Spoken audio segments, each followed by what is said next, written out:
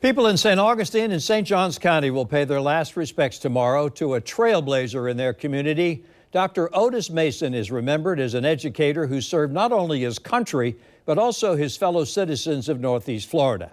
He passed away earlier this month at age 95. He was the first African-American elected school superintendent in the state of Florida. News4JAX reporter Janice Harris takes a look at the life of a man who leaves behind a remarkable legacy. It was within this quiet, historic Lincolnville community that a young man and his two brothers were born. As a child, Dr. Otis Mason grew up in a segregated South.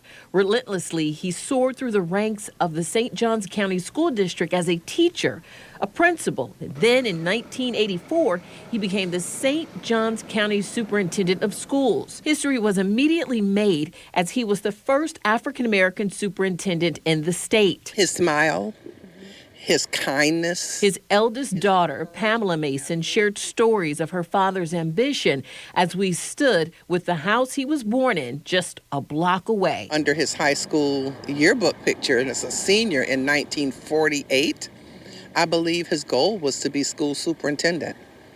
And that was unheard of. Those were heavy days of segregation. Dr. Mason was also an amazing father and husband. When you think about your father, what do you think is his legacy? Oh my gosh. Well, for us personally, as daughters, he was just the greatest dad alive, and I'm sure many think of their father like that. Dr. Mason was an educator, and he helped many through that. But he also made sure there was ways for other people to be educated, like through the Lincolnville Museum and Cultural Center. He and his wife founded it, so many people can learn about the history where he grew up. This was once the only black school in town for children to get an education. Dr. Mason also attended the school as a child, and it was the first school where he taught students. What do you believe is his legacy in his passing? I think just caring about his community and the people.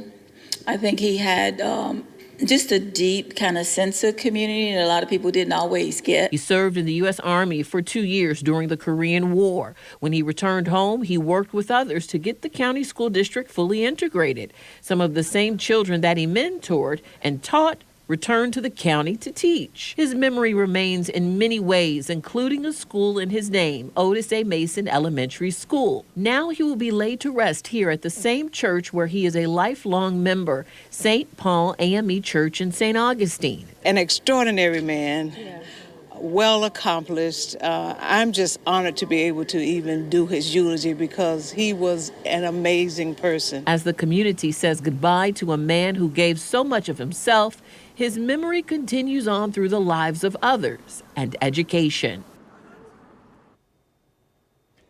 That report from Janice Harris. A celebration of Dr. Mason's life will be held tomorrow morning at Anastasia Baptist Church in St. Augustine. There will be a viewing starting at 9:30. The service will begin at 11.